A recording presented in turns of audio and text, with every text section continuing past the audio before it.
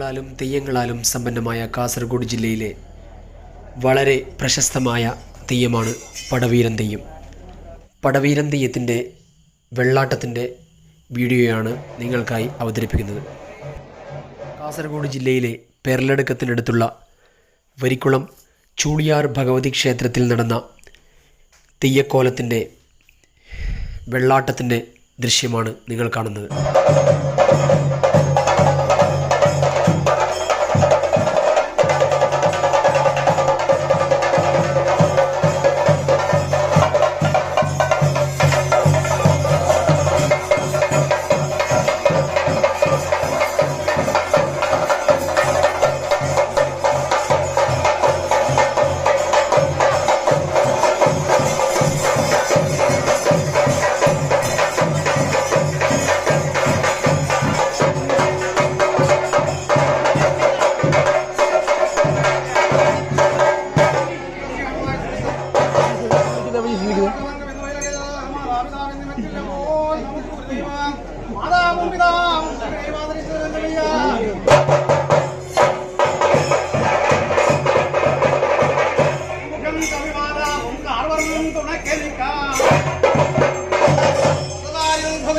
പടവീരൻ ദൈവത്തിന്റെ പരാക്രമ വിനയമെല്ലാം പാരാതെ സ്തുതിക്കുന്നിപ്പോൾ ദേവിയായുള്ള ശക്തി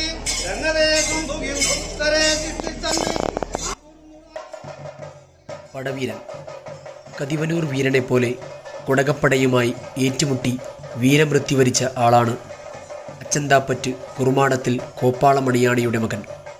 ഗുരുവിനെ ആക്രമിച്ചു പരിക്കേൽപ്പിച്ച ഈ വീരൻ കുടകപ്പടയുടെ നേരെ ഒരു കൊടുങ്കാറ്റ് പോലെ പാറിപ്പറന്നു പടവെട്ടി പടനടുവിൽ തന്നെ വീരമൃത്യു വരിച്ച വീരനാണ്. മരണശേഷം പടവീരൻ തെയ്യമായി. പടവീരൻ പടക്കളത്തിൽ വീരയോദ്ധാവ്. ശ്രീയെഴുത്ത്, മലനാട്, തുളുനാട്, കർണാടകം എന്നിങ്ങനെ ഭാഷകളിൽ പാണ്ഡിത്യം. കോപ്പാളത്തിൻ്റെ വീരപുത്രൻ. കേരിവീട്ടിൽ കുരിക്കളമ്മാൻ്റെ കീഴിൽ എഴുത്തും കൊയ്ത്തും മാക്കവും തൂക്കവും പഠിച്ചു. കന്നിക്കരുത്തിൽ ഗുരു തന്നെ എതിരാളിയായപ്പോൾ പരാജയം ഗുരുവിന്. ശിഷ്യൻ്റെ കരുത്തിൽ സംപ്രീതനായ ഗുരുക്കന്മാരൻ ശിഷ്യനെ മനം നിറഞ്ഞനുഗ്രഹിച്ചു. സ്വഭവനത്തിങ്കൽ ആഹാരത്തിനിരുന്ന പടവീരൻ്റെ കാതുകളിലേക്ക് മുത്താർകുട്ടിക്കുടകരുടെ പടവിളി അലച്ചെത്തി. പടവിളി കേൾക്കെ അന്നത്തിനിരിപ്പ് ആണുങ്ങൾക്ക് ചേർന്നതല്ലെന്ന് ചൊല്ലി പടക്കളത്തിലേക്ക്. പടയിൽ ഇടിമിന്നലായി കത്തിജ്വലിച്ച് ജയിച്ചു കയറി. വീരയോദ്ധാവിനെ കാത്തിരുന്നത് കുടകരുടെ ചതിക്കുഴി.